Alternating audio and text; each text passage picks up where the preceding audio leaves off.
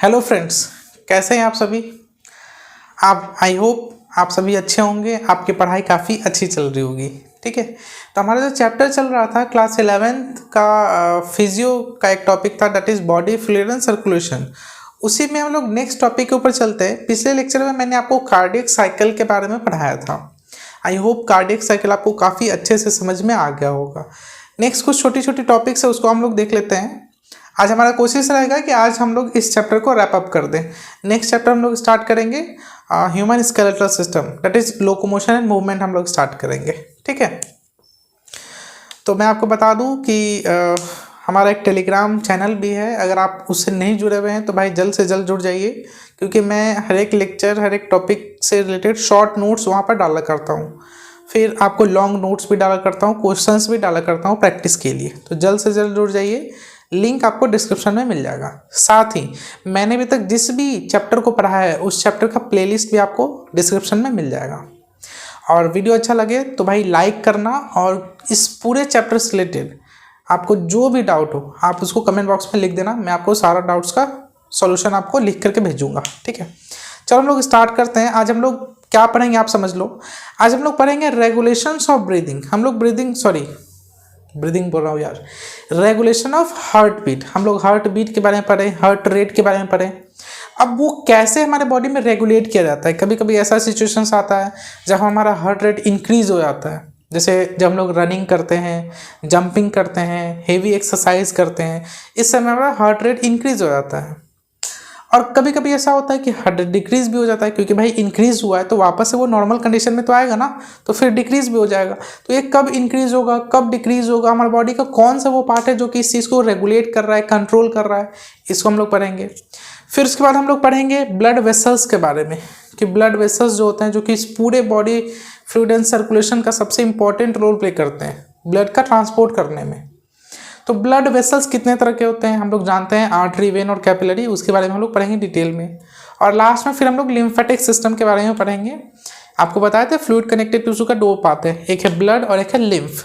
तो लिम्फ के बारे में भी आज हम लोग डिटेल में पढ़ेंगे। ठीक है, और कुछ डिसऑर्डर्स के बारे में भी हम लोग पढ़ेंगे इस टॉपिक से रिलेटेड।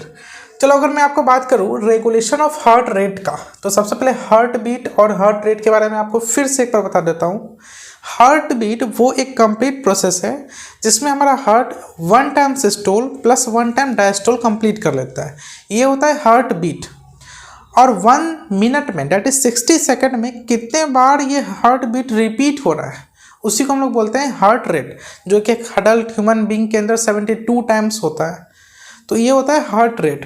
तो आप समझना, रेगुलेशन ऑफ हार्ट रेट, ये जो हार्ट रेट है ये कैसे रेगुलेट किया जाता है हमारे बॉडी में।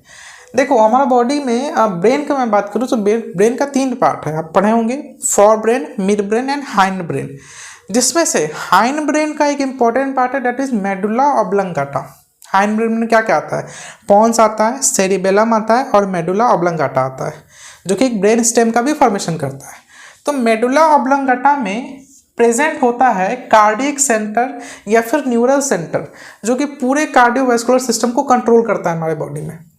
तो मेडुला में जो कार्डियक सेंटर प्रेजेंट है, उस कार्डियक सेंटर का नाम कुछ इस तरह से है।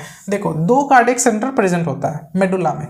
एक तो है कार्डियो एक्सेलरेटरी सेंटर, जिसे हम लोग CAC लिखे हैं, और एक होता है कार्डियो इनहिबिटरी सेंटर, जिसको हम लोग CIC लिखे हैं। ये दोनों का फंक्शंस आप समझना। CAC जो है वो कार्डियो एक्सेलरेटरी मतलब ये क्या करेगा, इंक्रीज करेगा हार्ट रेट को, ये इंक्रीज करेगा। और इनहिबिटरी यानी कि ये रोकेगा, डिक्रीज करेगा हार्ट रेट को। तो दोनों का जो फंक्शन है वो एंटागोनिस्टिक है, एक दूसरे के अपोजिट फंक्शन है दोनों का। देखो कैसे होता है ये समझो।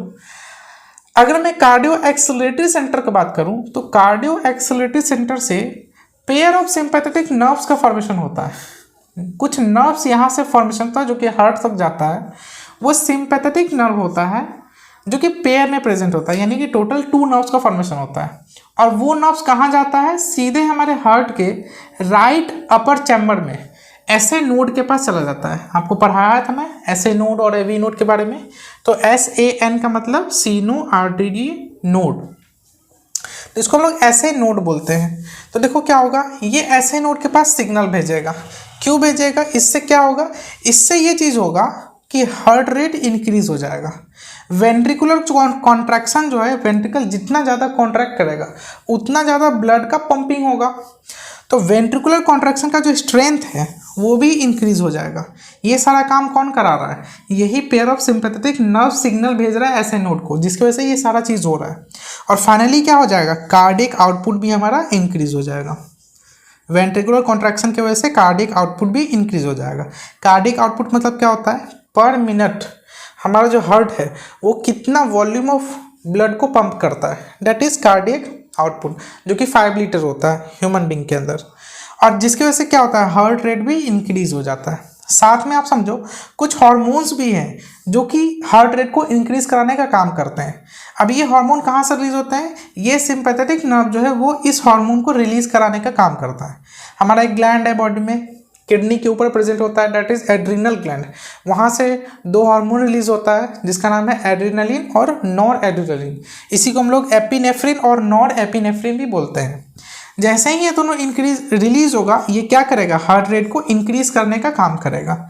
अच्छा, एक चीज़ आप समझना, बहुत सारे बच्चों को ये डाउट होता है कि एड्रिनलिन और नॉर एड्रिनलिन एक दूसरे का एंटागोनिस्टिक है, लेकिन ऐसा नहीं कि हमेशा वो एक दूसरे का एंटागोनिस्टिक ही रहेगा। बहुत सारी चीज़ें जो वो साथ में भी करता है, जैसे ये दोनों मिल करके हार्ट रेट को इंक्रीज कर रहा है।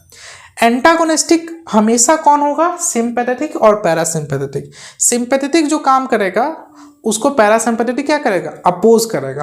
तो यहाँ पर सिंपैथेटिक नर्व जो है वो हार्ट रेट को इंक्रीज कर रहा है सॉरी, जबकि पैरासिम्पैथेटिक जो है वो हार्ट रेट को क्या करेगा? डिक्रीज करेगा। ठीक है, अब पैरासिम्पैथेटिक में समझो, पैरासिम्पैथेटिक नर्व भी है, यहाँ से भी कुछ नर्व्स फाइबर का फॉर्मेशन होता है जो कि ऐसे नोड में जाकर ओपन होता है और वहाँ पर सिग्नल को ट्रांसमिट करता है। जनरली इस नर्व को हम लोग क्या बोलते हैं? Vagus nerve. ये काफ़ी इंपॉर्टेंट है। वेगस नर्व हमेशा हार्ट रेट को डिक्रीज करने का कोशिश करता है। अब वेगस नर्व के स्टिमुलेट होने की वजह से ही एक केमिकल का रिलीज होता है, उस केमिकल का नाम है एसिटाइल कोलिन। एसिटाइल कोलिन के बारे में आप सुने होंगे, न्यूरोट्रांसमीटर की तरह भी काम करता है, 2 नर्व्स के बीच में ये कंडक्शन का काम करता है। तो एसिटाइल कोलिन रिलीज होगा, जिसके वजह से क्या होगा? हार्ट रेट डिक्रीज हो जाएगा। और जब हार्ट रेट डिक्रीज हो जाएगा तो कार्डियक आउटपुट भी फाइनली क्या हो जाएगा? डिक्रीज हो जाएगा। अब ये देखो भाई, ये क्या है? ये मेरी बहन का कारनामा है। देखो यहाँ पर वो ऐड कर दी है। एक्चुअली ये मैं चैनल का नाम लिखा हुआ था और मेरा नाम लिखा हुआ था, मैं इस चीज़ को ध्यान भी नहीं दिया। तो देखो क्या हो रहा है यहाँ पर, कार्डियो एक्सेलरेटरी सेंटर फाइनली क्या कर रहा है? कार्डियक आउटपुट को इंक्रीज करा रहा है, जबकि कार्डियो इनहिबिटरी सेंटर क्या कर रहा है? कार्डियक आउटपुट को डिक्रीज करा रहा है। ठीक है, दोनों का सेपरेट फंक्शन ध्यान रखना। और पैरासिम्पैथेटिक नर्व्स को हम लोग क्या बोलते हैं? वेगस नर्व, जिसका फंक्शन क्या होता है? कार्डियक आउटपुट को डिक्रीज कराना। अभी सारी बात को शॉर्ट फॉर्म में आपको बता देता हूँ कि जो भी रेगुलेशन है हार्ट रेट का वो 2 तरह से होता है, एक न्यूरल रेगुलेशन होता है, एक हार्मोनल रेगुलेशन होता है। आप देख रहे होंगे यहाँ पर कुछ नर्व्स भी हैं और कुछ हार्मोन्स का भी मैंने नाम लिखा है। न्यूरल रेगुलेशन में क्या होता है कि मेडुला ऑब्लंगेटा में प्रेजेंट होता है कार्डियक सेंटर या फिर न्यूरल सेंटर, जहाँ से सिंपैथेटिक नर्व्स रिलीज होता है जो कि हार्ट रेट को इंक्रीज कराता है, फाइनली कार्डियक आउटपुट भी इंक्रीज हो जाता है। और पैरासिम्पैथेटिक नर्व क्या कराता है? यानी कि पैरासिम्पैथेटिक नर्व कौन सा है? Vagus nerve. ये क्या कराएगा? हार्ट रेट को डिक्रीज कराएगा और कार्डियक आउटपुट भी डिक्रीज हो जाएगा। तो ये दोनों एक दूसरे का क्या हुआ? एंटागोनिस्टिक, मतलब अपोजिट फंक्शन कर रहा है। हार्मोनल रेगुलेशन का बात करें तो एड्रिनलिन, नॉर एड्रिनलिन, ये दोनों रिलीज होता है एड्रिनल ग्लैंड से, जो कि हार्ट रेट को इंक्रीज कराने का काम करता है। साथ में थायराइड ग्लैंड भी एक हार्मोन रिलीज करता है जिसका नाम है थायरोक्सिन। ये थायरोक्सिन रिलीज होने की वजह से भी हार्ट रेट इंक्रीज हो जाता है। ठीक है, इसको ध्यान रखना आप। डिक्रीज होने का देखो, वेगस नर्व के स्टिमुलेशन के वजह से एक केमिकल रिलीज होता है जिसका नाम है एसिटाइल कोलिन, जो कि फाइनली हार्ट रेट को क्या कराता है? डिक्रीज करा देता है। तो ये कुछ कंडीशंस थे कि कब हार्ट रेट इंक्रीज होगा, कब डिक्रीज होगा, और उस कंडीशंस को भी मैंने आपको पढ़ाया था टैकीकार्डिया और ब्रैडीकार्डिया नाम से। तो वो टैकीकार्डिया और ब्रैडीकार्डिया जो कुछ इस तरह से कंट्रोल किया जाता है कि कब वो डिक्रीज होगा, कब वो इंक्रीज होगा। ये इन नर्व्स और हार्मोन्स के हाथ में है कि ये उनको चाहे तो इंक्रीज भी कर सकते हैं और चाहे तो हार्ट रेट को डिक्रीज भी कर सकते हैं। ठीक है, चलो नेक्स्ट टॉपिक को हम लोग देख लेते हैं। आइए समझते हैं हम लोग ब्लड प्रेशर के बारे में कि ब्लड प्रेशर क्या होता है। देखो आप लोग, चलो एक एग्जांपल लेते हैं। आप लोग गार्डन में जाकर के अपने गार्डन में, अपने गमलों में, अपने खेतों में कभी न कभी जाकर के वहाँ पर पानी पटाए होंगे, है ना, पौधों को प्लांट में पानी दिए होंगे। उस समय क्या होता है कि हम लोग जिस पाइप से पानी देते हैं प्लांट्स को, उस पाइप के नोजल को यानी कि उसके माउथ को हम लोग इस हैंड से पकड़ के पानी देते हैं। अब क्या होता है कि पानी दूर तक जाने के लिए हम लोग उस नोजल के मतलब आखिरी एंड के पाइप को थोड़ा सा प्रेस करते हैं, जिसकी वजह से पानी धीरे धीरे और दूर तक जाने लगता है। ऐसा क्यों होता है? वो प्रेस करने से क्या हुआ, प्रेशर जनरेट हुआ, जिसकी वजह से पानी दूर तक गया। आप ऐसे समझो, देखो मैं आपको समझाता हूँ। चलो ये बॉटल से हम लोग समझते हैं। देखो आप समझ लो कि ये जो बॉटल है ये पूरा का पूरा एक ब्लड वेसल है, कोई भी ब्लड वेसल हो सकता है, आर्टरी वेन कुछ भी, इसके अंदर से ब्लड फ्लो कर रहा है, ठीक है। अब देखो यहाँ पर दो एंड है, एक ये वाला एंड है, एक ये एंड है और एक ये एंड है। तो इसमें से ये वाला जो एंड है इसका डायमीटर ज़्यादा है, इस एंड का डायमीटर कम है। तो आप सोचो इसमें से जो ब्लड फ्लो कर रहा है वो ज़्यादा प्रेशर कहाँ पर एग्जर्ट करेगा, इस एंड पे या फिर इस एंड पे? ऑब्वियस सी बात है, यहाँ पर डायमीटर कम है, same amount of blood flow करना है, इसलिए यहाँ पर ज़्यादा प्रेशर जनरेट होगा। वो प्रेशर क्या जनरेट होगा, इस बॉटल के वॉल पे, इनर वॉल पे जो वाटर फ्लो कर रहा है वो इस बॉटल के इनर वॉल पे एक प्रेशर जनरेट करेगा। सेम ऐसा ही केस होता है हमारे बॉडी के अंदर भी। जो ब्लड वेसल होता है उसके अंदर से ब्लड फ्लो करता है और वो ब्लड जो है वो उस ब्लड वेसल के इनर वॉल पे एक प्रेशर जनरेट करता है। उसी प्रेशर को हम लोग बोलते हैं ब्लड प्रेशर। देखो आप ऐसे समझो, मान लो कि मैंने एक क्रॉस सेक्शन बनाया ब्लड वेसल का, इस ब्लड वेसल के अंदर से सारा ब्लड जो है वो फ्लो कर रहा है। अब क्योंकि यहाँ पर ब्लड जो है वो एक प्रेशर के साथ फ्लो करता है, तो ये जो है इस वॉल पे, इनर वॉल पे, किसी भी ब्लड वेसल के इनर वॉल पे एक प्रेशर जनरेट करता है। इसी प्रेशर को हम लोग बोलते हैं ब्लड प्रेशर। और बीपी के केस में खास करके हम लोग आर्टरी के अंदर प्रेशर नोटिस करते हैं, क्योंकि वहाँ पर प्रेशर ज़्यादा जनरेट होता है, क्योंकि ब्लड जो है वो हार्ट के द्वारा तुरंत पंप किया ही जाता है, तो वहाँ पर ज़्यादा प्रेशर होता है एज़ कम्पेयर टू वेन। तो देखो हम लोग समझ लेते हैं ब्लड प्रेशर क्या है। Pressure exerted by blood on the wall of artery. Artery के वॉल पे, इनर वॉल पे जो ब्लड प्रेशर जनरेट कर रहा है ड्यूरिंग फ्लो, उसको हम लोग बोलते हैं ब्लड प्रेशर। यहाँ पर दो तरह का प्रेशर होता है, एक होता है सिस्टोलिक प्रेशर जिसको हम लोग पंपिंग प्रेशर भी बोलते हैं, एक होता है डायस्टोलिक प्रेशर जिसको हम लोग रेस्टिंग प्रेशर भी बोलते हैं। दोनों क्या होता है समझो।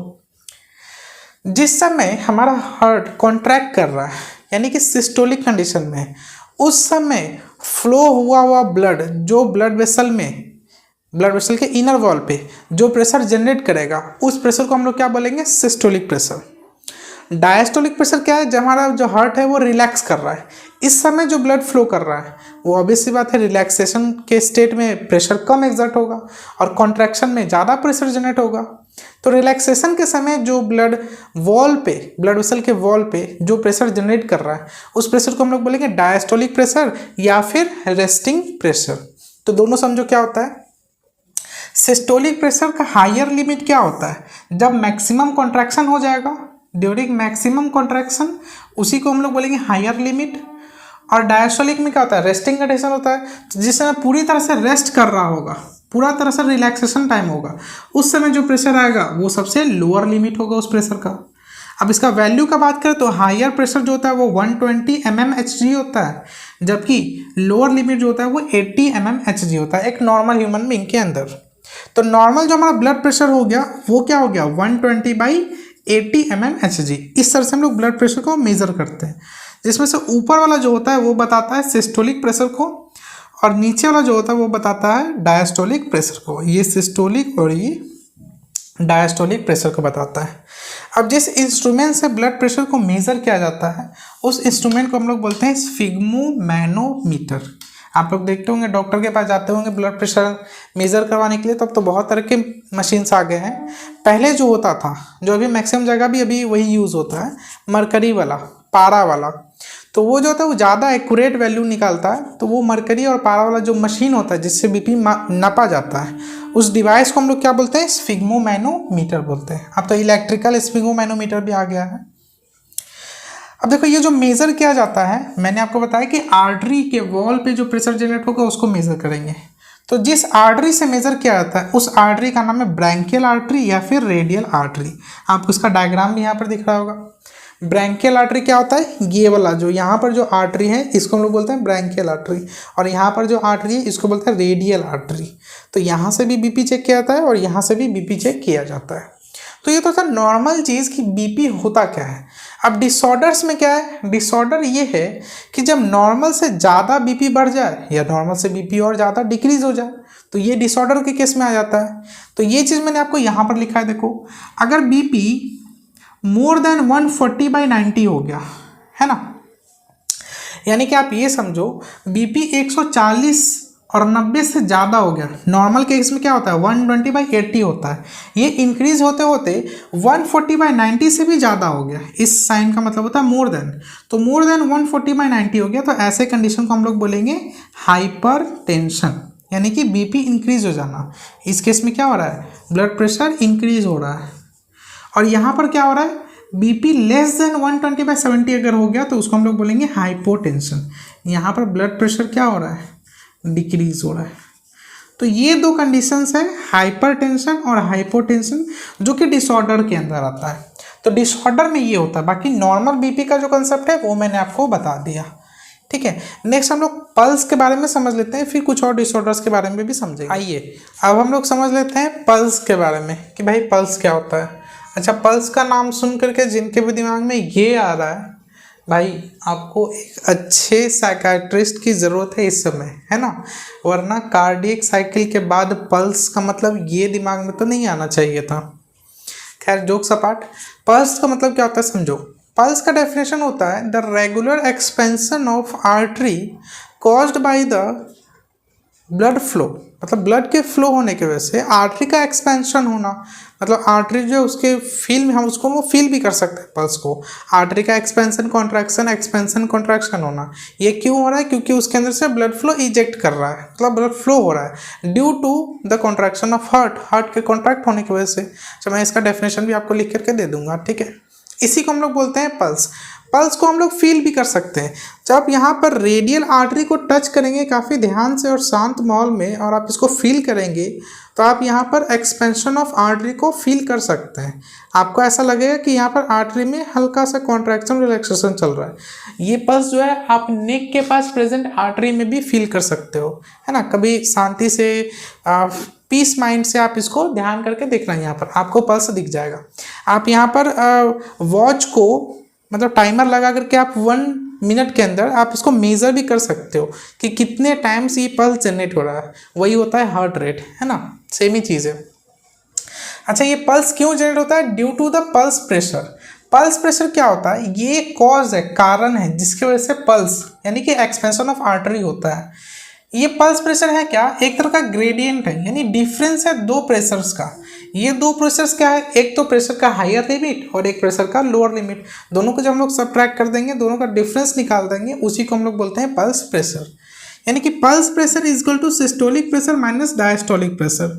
120 minus 80 is equal to 40 mmHg। यानी कि ये वो प्रेशर है जिसकी वजह से हमें पल्स फील होता है, पल्स का जनरेशन होता है। नेक्स्ट हम जो काफ़ी इंपॉर्टेंट है, coronary artery disease, CAD, CAD के नाम से भी जाना जाता है। ये कोरोनरी आर्टरी डिजीज क्या है, रियल में ये समझो इसका मतलब क्या होता है। पहले आप यहाँ पर देखो, ये दो कंडीशंस है, एक को हम लोग बोलते हैं, इसको बोलते हैं एथेरोस्क्लेरोसिस और इसको बोलते हैं आर्टेरियोस्क्लेरोसिस। एक्चुअली इसमें क्या होता है कि जो ब्लड वेसल है जो कि ब्लड को हार्ट तक पंप कर रहे हैं, मतलब हार्ट तक पहुँचा रहे हैं या फिर हार्ट से लेकर के आ रहे हैं, यानी कि आप सिंपल समझो कि वो ब्लड वेसल जो कि कार्डियक सर्कुलेशन में हेल्प कर रहे हैं, वो ब्लड वेसल्स का जो इनर कैविटी है, जो स्पेस है जहाँ से ब्लड फ्लो हो रहा है, वो स्पेस में डिक्रीमेंट आ जाए। यानी कि जो भी आपका एरिया है, जो डायमीटर है जहाँ से ब्लड फ्लो कर रहा है, ये डायमीटर डिक्रीज हो जाए। यानी कि अंदर का जो कैविटी है जिसको हम लोग ल्यूमेन बोलते हैं, वो ल्यूमेन अगर डिक्रीज हो जाए तो इसी कंडीशन को हम लोग बोलते हैं एथेरोस्क्लेरोसिस एंड आर्टेरियोस्क्लेरोसिस। अब एथेरोस्क्लेरोसिस जो है, यहाँ पर प्लाक का फॉर्मेशन होता है, PLAQUE, ये प्लाक है। यानी कि आपका देखो ब्लड वेसल है, यहाँ पर बीच में एक सब्सटेंस का डिपोजिशन हो गया जिसकी वजह से प्लाक का फॉर्मेशन हो गया। अब प्लाक के फॉर्मेशन होने की वजह से क्या हुआ समझो, आप देखो यहाँ पर जो ब्लड फ्लो कर रहा था उसको इतना डायमीटर मिल रहा था फ्लो करने के लिए, जबकि सेम ब्लड जब यहाँ पर पहुँचेगा तो डायमीटर डिक्रीज हो गया, तो प्रेशर क्या हो जाएगा, काफ़ी ज़्यादा इंक्रीज हो जाएगा, है ना। देखो ये जो डिपोजिशन है ये कोलेस्ट्रॉल का हो सकता है। अच्छा, कोलेस्ट्रॉल में भी यहाँ पर बैड कोलेस्ट्रॉल का डिपोजिशन होता है। बैड कोलेस्ट्रॉल और गुड कोलेस्ट्रॉल नहीं पता तो आपको मैं इसके बाद वो लिख करके भी दे दूंगा, मैं आपको बता देता हूँ। दो तरह का कोलेस्ट्रॉल होता है, एक बैड कोलेस्ट्रॉल और एक गुड कोलेस्ट्रॉल। गुड कोलेस्ट्रॉल को हम लोग हाई डेंसिटी लाइपोप्रोटीन भी बोलते हैं, जबकि बैड कोलेस्ट्रॉल को हम लोग लो डेंसिटी हाइपोप्रोटीन बोलते हैं। गुड कोलेस्ट्रॉल जो होता है वो इस प्लाग को प्रिवेंट होने नहीं देता है, वो एक्स्ट्रा अनयूजुअल कोलेस्ट्रॉल को, डेट इज बैड कोलेस्ट्रॉल को गुड कोलेस्ट्रॉल क्या करता है, बॉडी से रिमूव करने का हेल्प करता है। किसके मदद से? लीवर के मदद से। ठीक है, ये पूरा प्रोसेस है। आप सिंपल ये समझो कि बैड कोलेस्ट्रॉल को रिमूव करने का काम करता है कौन? Good cholesterol. किसके हेल्प से? लीवर के हेल्प से। जबकि बैड कोलेस्ट्रॉल क्या करेगा, ये डिपॉजिट हो जाएगा और जो ल्यूमेन है उसको शॉर्ट कर देगा, और प्लैक बनाने में इसी का कारण है। प्लैक का फॉर्मेशन करने में बैड कोलेस्ट्रॉल ही हेल्प करता है। ठीक है, अभी मैं आपको लिख करके भी दे दूंगा, उसका आप चिंता मत करो। कोलेस्ट्रॉल का डिपोजिशन हो सकता है, कैल्शियम का डिपोजिशन हो सकता है, फैट का डिपोजिशन हो सकता है, फाइब्रस टिश्यू का डिपोजिशन हो सकता है, जिसकी वजह से वॉल का जो ल्यूमेन है वो फाइनली क्या हो जाएगा? नैरो हो जाएगा। नैरोइंग ऑफ आर्टरी, आर्टरी का जो अंदर का स्पेस था ब्लड फ्लो होने के लिए वो नैरो हो जाएगा, कम हो जाएगा। इसी को हम लोग बोलते हैं एथेरोस्क्लेरोसिस, और यही कंडीशन है जो कि कोरोनरी आर्टरी डिजीज को बताता है। आर्टेरियोस्क्लेरोसिस क्या है? यहाँ पर भी देखो डिपोजिशन हो रहा है, लेकिन ये पूरे वेसल में, मतलब यहाँ पर हर जगह पर सेम अमाउंट में डिपोजिशन हो रहा है पूरे वेसल में, जबकि यहाँ पर एक पार्टिकुलर जगह पर डिपोजिशन हो रहा था। यहाँ डिपोजिशन कैल्शियम का हो सकता है, जिसकी वजह से जो आर्टरी है वो हार्ड हो जाता है। ठीक है, ये सब फाइनली जो है वो एल्डर या सीनियर सिटीजन्स में ये सब चीज़ देखने के लिए मिलता है। अब देखो कैड का ये समझो, coronary artery disease refers to atherosclerosis affects the blood that supply blood to the heart muscles. ये उन वेसल्स को अफेक्ट करेगा जो कि ब्लड को सप्लाई करते हैं हार्ट मसल्स को। कैसे अफेक्ट करेगा? मैंने आपको यहाँ पर बताया, प्लाक का फॉर्मेशन करके। जिसकी वजह से होगा क्या? Finally lumen of artery becomes narrower. Artery का जो ल्यूमेन है वो नैरो हो जाएगा, जिसकी वजह से प्रेशर जो है वो काफ़ी ज़्यादा इंक्रीज हो जाता है ना। नेक्स्ट है एंजीना पेक्टोरिस, ये भी एक तरह का डिसऑर्डर है। एक्चुअली ये कैड के वजह से भी एंजीना पेक्टोरिस हो सकता है। एंजीना पेक्टोरिस मतलब क्या होता है? एक्यूट चेस्ट पेन, चेस्ट में काफ़ी ज़्यादा पेन होना, इसी को हम लोग बोलते हैं एंजीना पेक्टोरिस। कैड भी एक कारण हो सकता है एंजीना पेक्टोरिस का। ये एक्यूट चेस्ट पेन क्यों होता है? क्योंकि कार्डियक मसल्स को जितना ऑक्सीजन रिक्वायरमेंट है उतना ऑक्सीजन उनके पास नहीं पहुंच पा रहा है। आप खुद ही देखो ना, यहाँ पर नैरो हो गया ल्यूमेन, जिसके से यहाँ से उतना ब्लड फ्लो नहीं कर पाएगा, तो सफिशिएंट अमाउंट ऑफ ऑक्सीजन भी नहीं पहुंच पाएगा हार्ट मसल्स तक। इसी कंडीशन को हम लोग क्या बोलते हैं? हाइपोक्सिया बोलते हैं। मैंने आपको पहले ही बताया, हाइपोक्सिया मतलब क्या होता है? ऑक्सीजन उतना नहीं जा पा रहा है कार्डियक मसल को जितना उनको चाहिए होता है, जिसकी वजह से एक्यूट चेस्ट पेन होता है, जिसको एंजीना पेक्टोरिस हम लोग बोलते हैं। Angina pectoris leads to myocardial infarction. ठीक है, मायोकार्डियल इन्फ्रेक्शन की वजह से भी एंजीना पेक्टोरिस हो सकता है। मायोकार्डियल इन्फ्रेक्शन मतलब क्या होगा? ऑक्सीजन पहुंचेगा ही नहीं हार्ट मसल तक, तो हार्ट मसल का फाइनली डेथ ही हो जाना है, तो sudden death of heart muscle, इसी को हम लोग बोलते हैं मायोकार्डियल इन्फ्रेक्शन। और फाइनली क्या हो जाएगा भाई? हार्ट अटैक हो जाएगा, यानी कि हार्ट काम करना ही बंद कर देगा। तो एंजीना पेक्टोरिस मतलब पेन, चेस्ट पेन होता है। ये चेस्ट पेन किन किन कारणों की वजह से होता है और उस कंडीशन को हम लोग क्या बोलते हैं, और फाइनली क्या हो जाता है? हार्ट अटैक ये लीड कर सकता है। ठीक है, तो जब भी ऐसा एंजीना पेक्टोरिस का कंडीशन आए या काफ़ी ज़्यादा चेस्ट पेन हो, तो आप भाई तुरंत, जिन भी पर्सन को ऐसा दिक्कत हो रहा है उनको तुरंत आप लेकर के जाइए डॉक्टर के पास, क्योंकि फाइनली ये काफ़ी एक बड़ा हार्ट अटैक भी कॉज कर सकता है ना। चलो कुछ और पॉइंट, नेक्स्ट कुछ और ऐसे पॉइंट है जिनमें काफ़ी ज़्यादा स्टूडेंट्स को प्रॉब्लम होती है। Heart attack, heart failure, cardiac arrest, heart block, सब सुनने में भाई एक ही जैसा लगता है कि हार्ट काम करना बंद कर दिया। बात सही भी है कि हार्ट जो है वो फंक्शन करना बंद कर दिया, लेकिन इसके पीछे का कॉज, कारण सभी का अलग अलग है, तो आप इसको ध्यान से समझ लीजिएगा।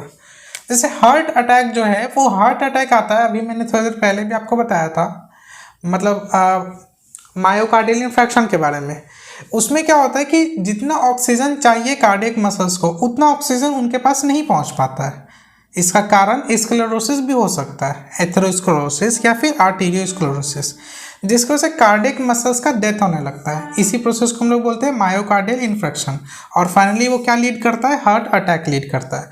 तो हार्ट अटैक आने का मेन कारण है ऑक्सीजन का deficiency in cardiac muscles. Heart failure क्यों होता है? Heart is not pumping sufficient blood to meet the demand of body. Body को जितना ऑक्सीजन चाहिए, यानी जितना ब्लड का सप्लाई चाहिए, उतना वो ब्लड का सप्लाई जो है उनके पास नहीं पहुंच पा रहा है, क्योंकि हार्ट उतने अच्छे से, उतने फोर्सफुल तरीके से पंप ही नहीं कर पा रहा है कि हर एक ऑर्गन तक ब्लड पहुंच पाए, जिसकी वजह से हार्ट फेलियर हो जाता है। कार्डियक अरेस्ट मतलब होता है कंप्लीट हार्ट जो है वो बीट करना स्टॉप कर देगा। तो हार्ट स्टॉप बीटिंग, इसी को हम लोग बोलते हैं कार्डियक अरेस्ट। और हार्ट ब्लॉक क्यों होता है? इसमें कंडक्शन पाथवे डैमेज हो जाता है। कंडक्शन पाथवे में डैमेज क्या होता है आप समझो, मैं आपको बताता हूँ डिटेल में। एसए नोड से जो एक्शन पोटेंशियल जनरेट होता है वो कहाँ जाता है? एवी नोड के पास जाता है with the help of internodal pathway. फिर एवी नोड क्या करता है, उस एक्शन पोटेंशियल को यानी उस इम्पल्स को पूरे वेंट्रिकल में स्प्रेड कराता है due to bundle of His and Purkinje fibre. उसके हेल्प से पूरे वेंट्रिकल में वो स्प्रेड हो जाता है, जिसको से वेंट्रिकल कॉन्ट्रैक्ट करता है। यहाँ पर क्या होता है कि एवी नोड के पास वो सिग्नल पहुँचा, लेकिन एवी नोड ही डैमेज हो जाता है, जिसके वजह से वो कॉन्ट्रैक्शन का सिग्नल वेंट्रिकल तक पहुँच ही नहीं पाता है, जिसकी वजह से वेंट्रिकल कॉन्ट्रैक्ट ही नहीं करता है। तो इसको हम लोग बोलते हैं हार्ट ब्लॉक होना। देखो एवी नोड डैमेज हो गया, जिसकी वजह से कॉन्ट्रैक्शन जो है वो वेंट्रिकल तक नहीं पहुंच पाता है, जिसकी वजह से वेंट्रिकल उतने अच्छे से कॉन्ट्रैक्ट नहीं करता है, और इस कंडीशन को हम लोग बोलते हैं हार्ट ब्लॉक। तो आई होप कि चारों में आपको डिफरेंस तो क्लियर हो गया होगा कि सबका क्या क्या कारण है, क्या क्या कॉजेज है। अभी मैंने आपको कोलेस्ट्रॉल के बारे में बताया था, तो मैं आपको लिख के यहाँ पर दे दिया हूँ। देखो गुड कोलेस्ट्रॉल मतलब हाई डेंसिटी लाइपोप्रोटीन, इसको हम लोग शॉर्ट फॉर्म में HDLB बोलते हैं।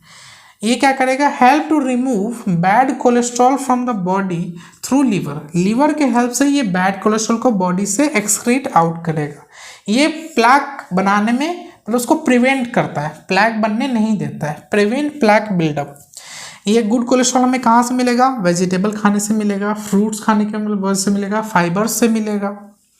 बैड कोलेस्ट्रॉल का मैं बात करूँ तो बैड कोलेस्ट्रॉल को लो डेंसिटी लाइपोप्रोटीन भी बोलते हैं, या शॉर्ट फॉर्म में LDLB हम लोग बोलते हैं।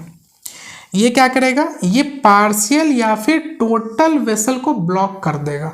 क्यों ब्लॉक करेगा? Due to the formation of plaque. Plaque का फॉर्मेशन की वजह से वो ब्लड वेसल्स को ब्लॉक करने का कोशिश करता है। ये कहाँ से मिलेगा बैड कोलेस्ट्रॉल? हमें हाई क्रीम वाले मिल्क से मिल सकता है, एग के यॉक से मिल सकता है, मतलब एग के अंदर जो पीला वाला पोर्शन होता है उसे हम लोग यॉक बोलते हैं, वहाँ पर प्रेजेंट होता है बैड कोलेस्ट्रॉल। या फिर फैटी मीट से भी हम लोग को बैड कोलेस्ट्रॉल मिलता है। ठीक है, तो आई होप कि आपको कोलेस्ट्रॉल का मतलब तो समझ में आ गया होगा कि गुड कोलेस्ट्रॉल और बैड कोलेस्ट्रॉल में क्या डिफरेंसेस होते हैं। चलिए नेक्स्ट टॉपिक है ब्लड वेसल, इसके बारे में हम लोग देख लेते हैं। आइए हम लोग नेक्स्ट टॉपिक ऊपर चलते हैं। हमारा नेक्स्ट टॉपिक है पोर्टल सिस्टम। पोर्टल सिस्टम क्या होता है ये समझो। ये भी एक सर्कुलेटरी सिस्टम का काफ़ी इंपॉर्टेंट पार्ट बन जाता है पोर्टल सिस्टम। पोर्टल सिस्टम क्या होता है? पोर्टल सिस्टम में देखो हम लोग ये जानते हैं कि जैसे मान लो ये कोई ऑर्गन है, ठीक है, इस ऑर्गन के पास आर्टरी ऑक्सीजनेटेड ब्लड लेकर के आया और यहाँ से रिलीज क्या होगा, डीऑक्सीजनेटेड ब्लड रिलीज होगा। ऑर्गन उस ऑक्सीजन को यूटिलाइज कर लेगा। फिर ये डीऑक्सीजनेटेड ब्लड को वेन के थ्रू कहाँ पर लेकर के जाया जाएगा? हमारे हार्ट में लेकर के जाया जाएगा, यहाँ पर राइट एट्रियम में, और वेन यहाँ से फिल्टर होने का फिर सारा फंक्शन परफॉर्म होगा। लेकिन पोर्टल सिस्टम ये हमारा एक नॉर्मल सर्कुलेटरी सिस्टम हुआ, जबकि पोर्टल सिस्टम में ऐसा नहीं होता है। पोर्टल सिस्टम में यहाँ पर एक मीडियोकर ऑर्गन का पार्टिसिपेशन आ जाता है। जैसे ये ऑर्गन है, ये इस ब्लड को यूटिलाइज किया और ऑक्सीजनेटेड ब्लड को डीऑक्सीजनेटेड ब्लड में कन्वर्ट कर दिया। उसके बाद क्या होगा कि यहाँ पर ये ब्लड डायरेक्टली हार्ट में ना जा करके कैपिलरीज में सेपरेट हो जाएगा, बहुत सारे पतले पतले कैपिलरीज में फॉर्म हो जाएगा, और फिर वो कैपिलरी किसी दूसरे ऑर्गन में जाकर ओपन हो जाएगा। ठीक है, जैसे आप ये समझो, मान लो ये कोई ऑर्गन ए है, यहाँ पर ऑक्सीजनेटेड ब्लड आया, यहाँ से वेन के थ्रू ये डीऑक्सीजनेटेड ब्लड यहाँ से रिलीज हुआ, ये हार्ट में ना जा करके कोई बी ऑर्गन में गया। जैसे ए एक ऑर्गन है, वैसे ही बी भी एक ऑर्गन है। ये वेन कैपिलरी में डिवाइड हो गया बी के अंदर, और फिर यहाँ पर क्या हुआ, बी क्या करेगा, इस कैपिलरी में जो डीऑक्सीजनेटेड ब्लड प्रेजेंट है उसको वापस से वेन में ले जाएगा, और फिर ये जाएगा फाइनली हार्ट में जा करके ओपन हो जाएगा। तो समझ रहे हो, पोर्टल सिस्टम क्या है, एक ऐसा सर्कुलेटरी सिस्टम है जिसमें deoxygenated blood produced by any organ not directly goes into the heart. इसमें क्या होता है, बीच में एक मीडियोकर ऑर्गन का पार्टिसिपेशन आ जाता है। वो मीडियोकर ऑर्गन क्या करेगा, उस डीऑक्सीजनेटेड ब्लड को हार्ट तक पहुंचाने का काम करेगा। अब बेसिकली 3 तरह के पोर्टल सिस्टम हमें पढ़ने हैं, ठीक है। चलो हम लोग एक एक करके इन सभी को देख लेते हैं। इसको मैं यहाँ से रब कर देता हूँ।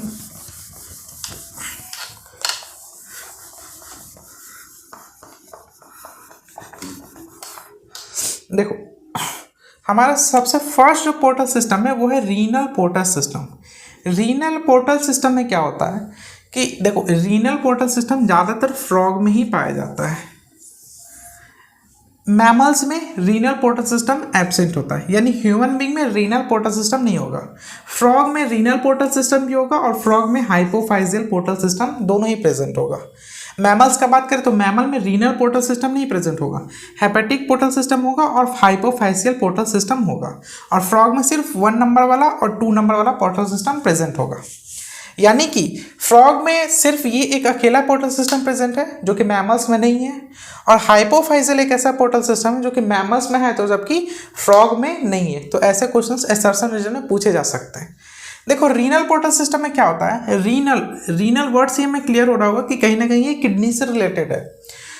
तो बॉडी के लोअर पार्ट यानी कि लेग से रिलेटेड और जितने भी लोअर पार्ट है वहाँ से, लेग से, हर एक जगह से डीऑक्सीजनेटेड ब्लड को कैरी करके ले करके आना, और वो हार्ट में नहीं जाता है, वो कहाँ चला जाता है, किडनी में चला जाता है। इसी को हम लोग बोलते हैं रीनल पोर्टल सिस्टम। तो इसमें क्या होगा, डीऑक्सीजनेटेड ब्लड, ध्यान रखना यहाँ पर डीऑक्सीजनेटेड ब्लड का ही काम है और वेन का ही सारा फंक्शन है। यहाँ पर आर्टरी की बात नहीं करेंगे हम लोग पोर्टल सिस्टम में। तो वेन के थ्रू वो लोअर पार्ट से यानी पोस्टीरियर पार्ट से ब्लड को लेकर के आएगा। वो ब्लड कैसा है, डीऑक्सीजनेटेड ब्लड है। फिर रीनल पोर्टल वेन जो है वो इस ब्लड को कैरी करके कहाँ पहुँचा देगा, किडनी में पहुँचा देगा। तो यहाँ से हम लोग देख रहे हैं कि एक ऑर्गन से ब्लड निकला और वो हार्ट में ना जा करके कहाँ चला गया, किसी दूसरे ऑर्गन में चला गया, और किडनी के थ्रू फिर वो कहाँ चला जाएगा, फाइनली हार्ट में चला जाएगा। तो किडनी एक तरह का मीडियोकर ऑर्गन की तरह यहाँ पर काम कर रहा है। इसको हम लोग बोलते हैं renal portal system. Hepatic portal system क्या है, ये पोर्टल सिस्टम हमारे डाइजेस्टिव ट्रैक्ट में पाया जाता है। डाइजेस्टिव ट्रैक्ट में जो हमारे स्मॉल इंटेस्टाइन है वहाँ से एक हेपेटिक वेन निकलता है जिसको हम लोग हेपेटिक पोर्टल वेन बोलते हैं, और वो डीऑक्सीजनेटेड ब्लड को लेकर के जाता है लीवर में। यहाँ पर मीडियोकर ऑर्गन की तरह क्या काम कर रहा है, लीवर। फिर फाइनली लीवर जो है वो उस डीऑक्सीजनेटेड ब्लड को हार्ट में ले जाकर पहुँचाएगा। तो डायरेक्टली हार्ट में ब्लड ना जाकर के लीवर के थ्रू हो जा रहा है। इसी को हम लोग बोलते हैं hepatic portal circulation. And the last but not least, hypophyseal portal system. ये जो है ये मैमल में पाया जाता है और ये भी मैमल में पाया जाता है, जबकि ये मैमल में एब्सेंट होता है। ठीक है, देखो हाइपोफाइजियल पोर्टल सिस्टम का डायग्राम आपके एनसीईआरटी में भी कुछ इस तरह का दिया हुआ है। यहाँ पर क्या होता है, देखो हाइपोथैलेमस हमारे ब्रेन में प्रेजेंट है, एंटीरियर पिट्यूटरी, इससे पहले समझो पिट्यूटरी ग्लैंड के बारे में। तो देखो हाइपोथैलेमस जो है वो हमारे ब्रेन में प्रेजेंट है। पिट्यूटरी ग्लैंड क्या है, ये हमारे बॉडी का मास्टर ग्लैंड है जो बहुत सारा हार्मोन्स रिलीज़ करता है स्टिमुलेशन के लिए, इनहिबिशन के लिए, हार्मोन्स का रिलीज़ कराने के लिए फ्रॉम देयर ग्लैंड्स। अब देखो क्या होता है कि पिट्यूटरी ग्लैंड का 2 पार्ट है, एक एंटीरियर पिट्यूटरी और एक पोस्टीरियर पिट्यूटरी। एंटीरियर पिट्यूटरी को हम लोग एडिनो हाइपोफाइसिस भी बोलते हैं और पोस्टीरियर पिट्यूटरी को न्यूरो हाइपोफाइसिस भी बोलते हैं।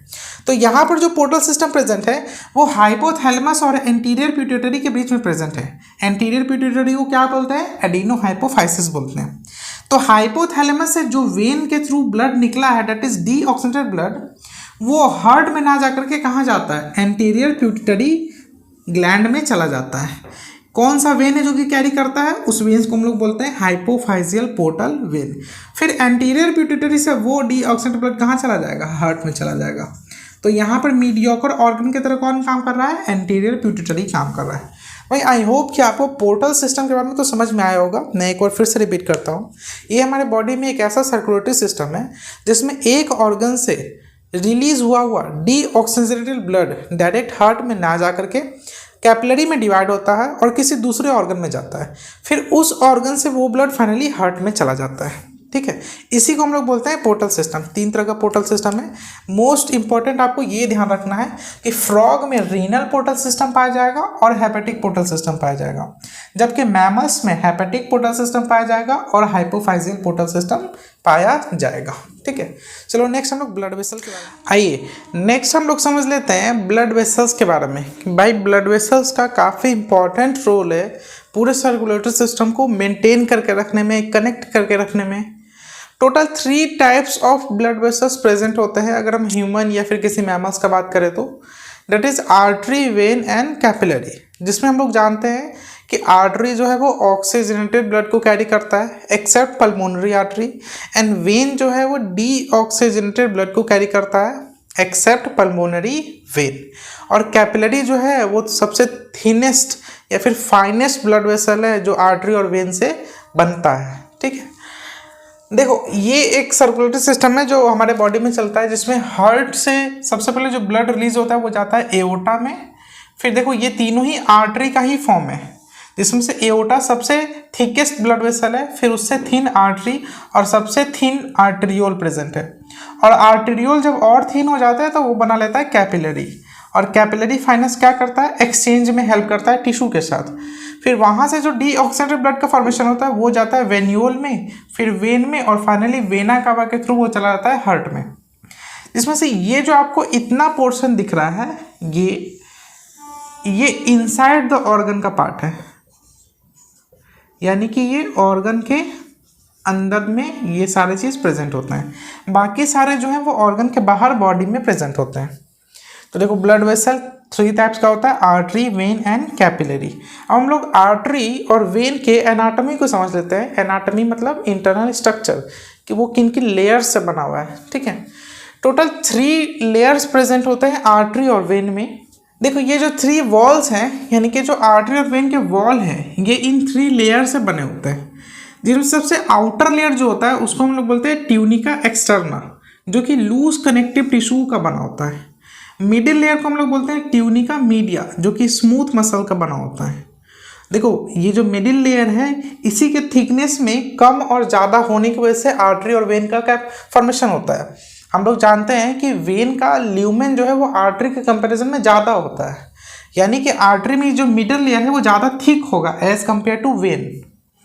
और इनर लेयर कौन है, इनर लेयर का नाम है ट्यूनिका इंटरना, जो कि सिंपल स्क्वेमस एपिथेलियम से बना हुआ है, जिसको हम लोग इंडोथीलियम भी बोलते हैं। आप इस बात को ध्यान रखना।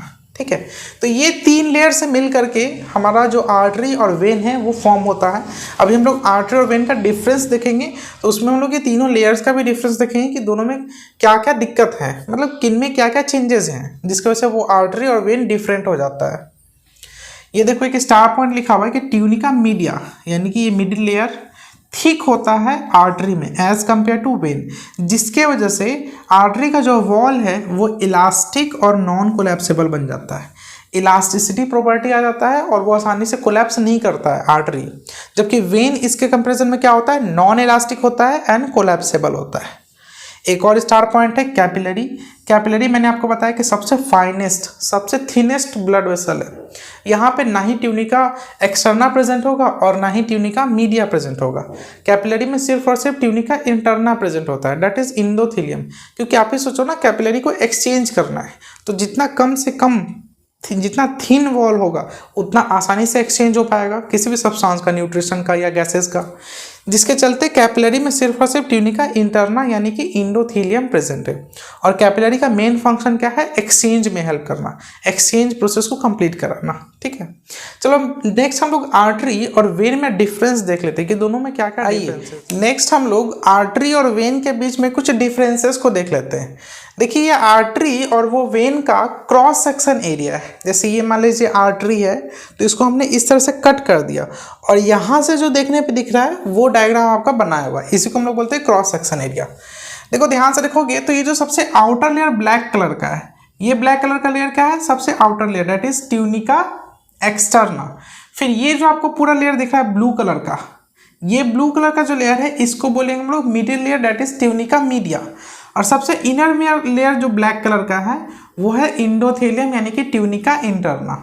यहाँ पर भी सेम चीज़ है, दोनों में डिफरेंस आप देखोगे, आर्टरी में ट्यूनिका मीडिया जो है वो काफ़ी थिक है, यानी जो स्मूथ मसल्स का लेयर है वो काफ़ी थिक लेयर है, मोटा लेयर है, जबकि वेन में ट्यूनिका मीडिया का जो लेयर है स्मूथ मसल्स का वो काफ़ी थिन है एज कंपेयर टू आर्टरी, जिसके वजह से वेन का जो ल्यूमेन है यानी कि खाली जगह कैविटी जहाँ से ब्लड फ्लो करेगा वो आर्टरी के कंपैरिजन में ज़्यादा होता है, और आर्टरी का आप देखो छोटा सा ही ल्यूमेन प्रेजेंट है, ठीक है, जिसके वजह से क्या होता है वहाँ पर ज़्यादा मोटा लूमेन है, यहाँ पर पतला लूमेन है, तो यहाँ पर जो ब्लड फ्लो करेगा वो ज़्यादा प्रेशर जनरेट करेगा वॉल पे, जबकि यहाँ पर वेन में कम प्रेशर जनरेट करेगा एज कम्पेयर टू आर्टरी। तो देखो मैंने बहुत सारी चीज़ें आपको अभी इस डायग्राम से बता दी, ठीक है। चलो एक एक करके हम लोग सबको समझते हैं। आर्टरी के अंदर जो ब्लड फ्लो होगा वो हार्ट से ऑर्गन की तरफ होगा, यानी हार्ट से दूर जाएगा आर्टरी, और वेन जो है वो ऑर्गन्स से हार्ट में लेकर के जाएगा ब्लड को। तो जो भी ब्लड वेसल हार्ट की तरफ जा रहा है वो कौन सा होगा, वेन होगा, और जो ब्लड वेसल हार्ट से दूर जा रहा है वो कौन होगा, आर्टरी होगा। ये चीज़ पल्मोनरी आर्टरी और पल्मोनरी वेन में भी वैलिड है। पल्मोनरी आर्टरी आप देखोगे तो जैसे जो आर्टरी होता है वो हार्ट से दूर जाता है, वैसे पल्मोनरी आर्टरी भी हार्ट से दूर जाता है और ब्लड को लेकर कहाँ जाता है, लंग्स में जाता है, जबकि पल्मोनरी वेन जो है वो लंग्स से ब्लड को लेकर के हार्ट की तरफ जाता है। तो ये चीज़ जो है वो वैलिड है दोनों में ही, नॉर्मल आर्टरी और नॉर्मल वेन में भी, और पल्मोनरी आर्टरी और पल्मोनरी वेन में भी। देखो सेम पॉइंट मैंने लिख के भी रखा है, ये जो ब्लड वेसल है अवे फ्रॉम हार्ट, हार्ट से दूर जाएगा, और ये टूवर्ड हार्ट यानी हार्ट की तरफ जाएगा। यहाँ पर पल्मोनरी आर्टरी और पल्मोनरी वेन भी वैलिड है इस पॉइंट के लिए। आर्टरी में ऑक्सीजनेटेड ब्लड फ्लो होता है एक्सेप्ट पल्मोनरी आर्टरी, और यहाँ पर वाइस वर्सा है कि यहाँ डीऑक्सीजनेटेड ब्लड फ्लो होगा एक्सेप्ट पल्मोनरी वेन। ये चीज़ हम लोग जान रहे हैं। ल्यूमेन का बात करें तो यहाँ पर नैरो ल्यूमेन है और यहाँ पर वाइडर ल्यूमेन है, जिसकी वजह से यहाँ जो ब्लड फ्लो करेगा वो हाई प्रेशर जनरेट करेगा और यहाँ लो प्रेशर जनरेट करेगा। ये दोनों पॉइंट आपस में क्या रिलेटेड ही हैं। अच्छा, आर्टरी को हम लोग देखेंगे तो ये इसके थिक है, यानी वेन के कंपैरिजन में आर्टरी का जो डायमीटर है वो थिक है, क्योंकि ये ज़्यादा मस्कुलर है। यहाँ पर इलास्टिक प्रॉपर्टी प्रेजेंट है जिसकी वजह से ये कोलैप्स नहीं कर सकता है।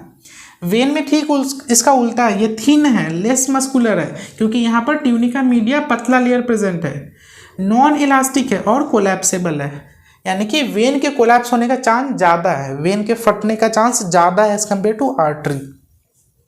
अच्छा, आर्टरी जो है वो डीपली सिचुएटेड होता है, यानी कि जैसे देखो ये हमारे जो ब्लड वेसल्स यहाँ पर जितने भी दिख रहे हैं ग्रीन ग्रीन कलर के, ये हमारे वेन हैं जो कि सुपरफेशियल प्रेजेंट होते हैं, अपर लेयर में ही प्रेजेंट होते हैं, जबकि आर्टरी जो है वो काफ़ी अंदर प्रेजेंट होता है, वो डीपली सिचुएटेड होता है। ठीक है, आर्टरी हम लोग को ऐसे दिखेगा नहीं, तो आर्टरी का जो है वो डीपली सिचुएटेड लोकेशन है, जबकि वेन जो है वो सुपरफेशियल ही सिचुएटेड होता है, जो हम लोग को आसानी से दिख जाता है।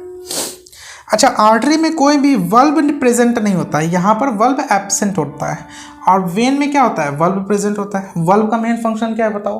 वल्व का मेन फंक्शन है बैक फ्लो को रोकना, ब्लड का बैक फ्लो को प्रिवेंट करना। अच्छा, आर्टरी जो है वो डिवाइड करके कैपिलरी का फॉर्मेशन करता है, जबकि वेन जो है वो कैपिलरी के रीयूनाइट होने की वजह से वेन का फॉर्मेशन होता है। ये वाला पॉइंट आपको पिछले वाले स्लाइड में जो मैंने यहाँ पर फ्लो चार्ट बनाया था वहाँ से आपको ये पॉइंट समझ में आएगा होगा। तो आर्टरी जो है डिवाइड करता है, कैपिलरी बनाता है, और वेन जो है वो कैपिलरी के रीयूनाइट होने की वजह से, यानी बहुत सारे कैपिलरी जब मिलता है तो वेन्स का फॉर्मेशन होता है। तो ये कंप्लीट इन्फॉर्मेशन था आर्टरी और वेन के बारे में। नेक्स्ट हम लोग इस चैप्टर का आखिरी टॉपिक पढ़ते हैं, दैट इज लिम्फेटिक सिस्टम। आइए नेक्स्ट हम लोग लिम्फेटिक सिस्टम के बारे में समझ लेते हैं। ठीक है, जैसे मैंने आपको स्टार्टिंग में ही बताया था कि फ्लूइड कनेक्टिव टिश्यू का दो पार्ट है, ब्लड एंड लिम्फ। मैंने आपको बोला था लिम्फ हम लोग आखिरी में पढ़ेंगे। ब्लड में हम लोग ने क्या पढ़ा, blood, blood vessel and heart, ये तीनों मिलकर के ब्लड सर्कुलेटरी सिस्टम को फॉर्मेशन करते हैं। उसी तरह से लिम्फेटिक सिस्टम में भी फॉर्म होने में तीन कंपोनेंट्स है, that is lymph, lymph vessel and lymph node. Lymph node क्या होता है? लिम्फ नोड एक बीन शेप का स्ट्रक्चर होता है, छोटा छोटा, जो कि एज अ मतलब एक तरह से वो जंक्शन की तरह काम करता है। वो लिम्फेटिक वेसल्स को पाथ प्रोवाइड कराता है और साथ में लिम्फ नोड के पास बहुत सारे WBC के कंपोनेंट्स भी प्रेजेंट होते हैं, जिसकी वजह से वो इम्यून सिस्टम को और ज़्यादा बूस्टअप करता है। लिम्फ नोड हमारे बॉडी में बहुत जगह प्रेजेंट होता है, जैसे आर्म्स में, ग्रोइंग रीजन के पास, और भी बहुत जगह प्रेजेंट होता है। आपको डायग्राम में दिख भी रहा होगा कि लिम्फ नोड कहाँ कहाँ पे प्रेजेंट होता है। ठीक है, चलो नेक्स्ट हम लोग स्टार्ट करें। तो इसमें ये लिम्फ यहाँ पर प्रेजेंट होता है, लिम्फेटिक वेसल और लिम्फ नोड प्रेजेंट होता है। अब देखो इसमें होता क्या है कि जब आर्टेरियोल कैपिलरीज का फॉर्मेशन करता है और कैपिलरीज के अंदर से ब्लड फ्लो होता है मसल्स के अंदर, सेल्स के अंदर, टिश्यूज के अंदर, उस समय क्या होता है कि कैपिलरी से कुछ वाटर और साथ में वाटर सॉल्युबल सब्सटेंस कैपिलरी से रिलीज आउट हो जाते हैं और कहाँ चले जाते हैं, इंटरस्टिशियल स्पेस में चले जाते हैं। इंटरस्टिशियल स्पेस क्या होता है, सेल्स और टिश्यूज के बीच में खाली जगह, उसी को हम लोग बोलते हैं इंटरस्टिशियल स्पेस। तो कैपिलरी से ये वाटर और सम वाटर सॉल्युबल सब्सटेंस वहाँ से रिलीज होकर के इंटरस्टिशियल स्पेस में चले जाते हैं। इन्हीं लिक्विड को जो इंटरस्टिशियल स्पेस में गए हैं उनको हम लोग इंटरस्टिशियल फ्लूइड बोलते हैं या फिर टिश्यू फ्लूइड बोलते हैं। ठीक है, तो टिश्यू फ्लूइड में क्या होगा, वाटर होगा अलॉन्ग विथ कुछ वाटर सॉल्युबल सब्सटेंस होगा। मैं आपको बता दूं बड़े साइज के प्रोटीन इसमें नहीं होंगे क्योंकि यहाँ से प्रोटीन क्रॉस ही नहीं कर पाएगा। आरबीसी का साइज बड़ा है जिसकी वजह से आरबीसी भी क्रॉस नहीं कर पाएगा, प्लेटलेट्स भी यहाँ से यहाँ क्रॉस नहीं कर पाएगा, डब्ल्यूबीसी यहाँ से यहाँ क्रॉस कर जाएगा, डब्ल्यूबीसी प्रेजेंट होता है इसमें। अब देखो ये जो भी इंटरस्टिशियल फ्लूइड प्रेजेंट है ये तो सेल्स और टिश्यूज के बीच में प्रेजेंट है, वहाँ पे हमेशा तो नहीं रह सकते। तो हमारे बॉडी में एक कॉम्प्लेक्स नेटवर्क ऑफ सिस्टम है, लिम्फेटिक सिस्टम, जो कि इस इंटरस्टिशियल फ्लूइड को कैप्चर करता है और वापस से इसको हमारे बॉडी के सर्कुलेटरी सिस्टम में भेज देता है। इसी को हम लोग बोलते हैं लिम्फेटिक सिस्टम। ठीक है, तो देखो ये जो फ्लूइड है ये वापस से यहाँ पर लिम्फ कैरियर प्रेजेंट है जो कि इसको अपनी तरफ खींच करके इसके अंदर लेके जाएगा, इस ब्लड वेसल के अंदर लेके जाएगा, यानी लिम्फ वेसल के अंदर लेकर के जाएगा। और यहाँ से जो टिश्यू फ्लूइड है वो इस लिम्फेटिक डक्ट के थ्रू होते हुए वापस से मेजर वेन में चला जाएगा। ये क्या हो गया, मेजर वेन, वेन में वापस से वो चला जाएगा। ठीक है, तो ऐसा नहीं सोचना कि ये फ्लूइड कहीं वेस्ट हो गया, ये वापस से वेन में जाकर के फिर से मिल जाता है। यही फंक्शन होता है हमारे लिम्फेटिक सिस्टम का। ठीक है, अब देखो ये मैंने क्या बनाया, ये लिम्फ नोड है। लार्जेस्ट लिम्फ नोड को क्या बोलता है, अगर आपको आता है तो आप अभी के अभी कमेंट करो, है ना, मैं आगे फिर बताऊंगा आपको कि लार्जेस्ट लिम्फ नोड को क्या बोलते हैं। अब लिम्फ जो है वो ब्लड से थोड़ा अलग है। ठीक है, जैसे ब्लड का कलर रेड होता है जबकि लिम्फ का कलर कोई कलर ही नहीं होता है, कलरलेस होता है, वाटरी कलर होता है, कलरलेस होता है। क्यों, क्योंकि यहाँ पर कलर प्रोवाइड कराने के लिए कोई हेमोग्लोबिन जैसा पिगमेंट ही प्रेजेंट है लिम्फ में। साथ में और देखो ये प्लाज्मा के सिमिलर है, प्लाज्मा के तरह ही है, क्योंकि प्लाज्मा से ही तो फाइनली ये लिम्फ बना है ना, तो ये प्लाज्मा की तरह ही सिमिलर है। मिनरल कंपोजिशन भी इसमें प्लाज्मा के तरह ही है। अब लिम्फ में होता क्या, देखो blood minus RBC and platelets, मैंने आपको बताया कि यहाँ से आरबीसी और प्लेटलेट्स नहीं आ पाएगा, तो जो भी ब्लड है वो आएगा, साथ में मिनरल्स को लेकर के आएगा, आरबीसी प्लेटलेट्स नहीं आएगा, डब्ल्यूबीसी यहाँ पर आ जाएगा। तो वही चीज़ लिखा हुआ है, blood minus RBC and platelets, यही इसी को हम लोग क्या बोलते हैं, लिम्फ बोलते हैं। या फिर लिम्फ को हम लोग ऐसे भी डिनोट कर सकते हैं, प्लाज्मा प्लस डब्ल्यूबीसी। प्लाज्मा मतलब क्या होता है, blood minus blood cells, that is RBC, WBC and platelets, तो उसको हम लोग प्लाज्मा बोलते हैं। और प्लाज्मा में डब्ल्यूबीसी ऐड कर दे तो ये क्या बन जाएगा, लिम्फ बन जाएगा। और मैं आपको बता दूं डब्ल्यूबीसी में भी सबसे ज़्यादा यहाँ पर न्यूट्रोफिल प्रेजेंट होता है,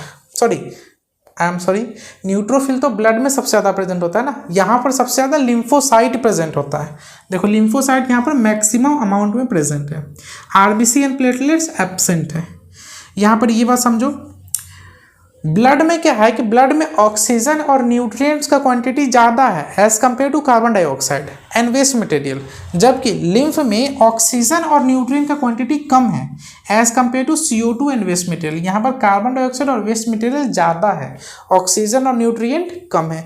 क्यों कम है आप खुद ही सोचो ना, यहाँ से आर्टेरियोल आ रहा है, फिर वो कैपिलरी बना रहा है, जो भी ऑक्सीजन है यहाँ से तो यूटिलाइज हो गया, यूटिलाइज होकर चला गया सेल्स में, तो यहाँ से जो भी चीज़ आएगा वहाँ पर ऑक्सीजन कम प्रेजेंट होगा, CO2 ज़्यादा प्रेजेंट होगा।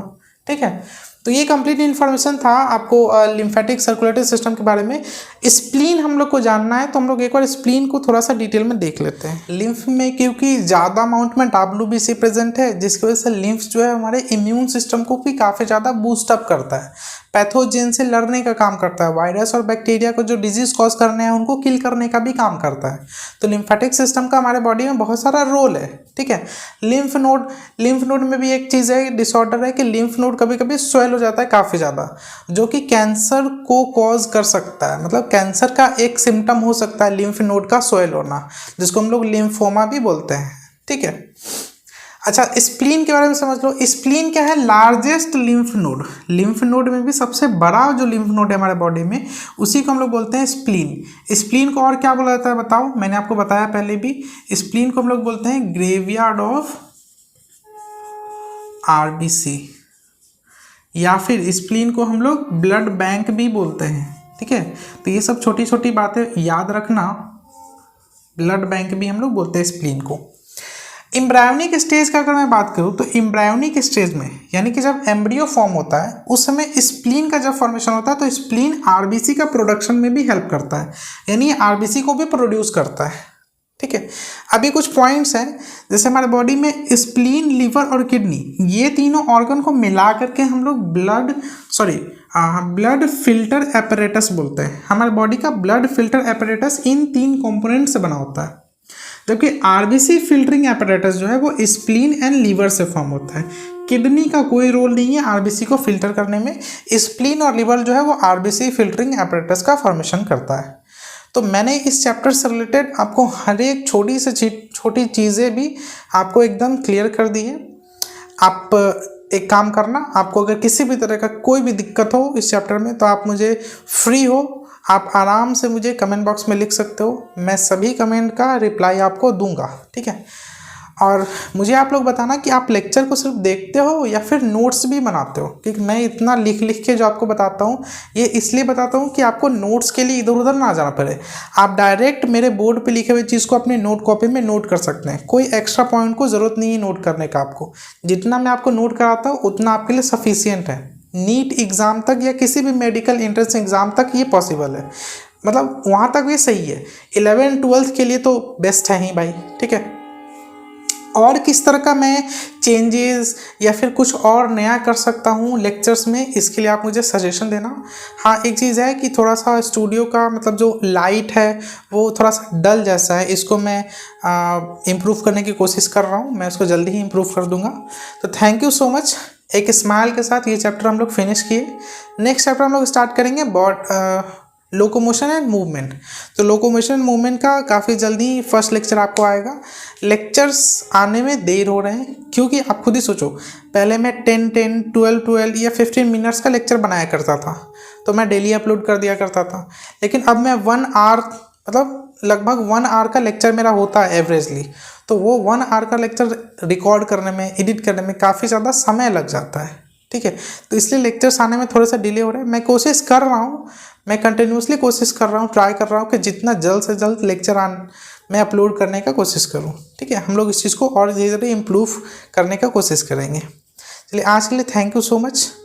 और भाई चैनल को लाइक एंड सब्सक्राइब कर देना, और जो भी कमेंट हो आपको वीडियो में एक अच्छा सा कमेंट बॉक्स में एक बढ़िया सा कमेंट लिख करके मुझे भेज देना। कोई डाउट हो तो आप डाउट लिख करके भेज देना। Thank you so much.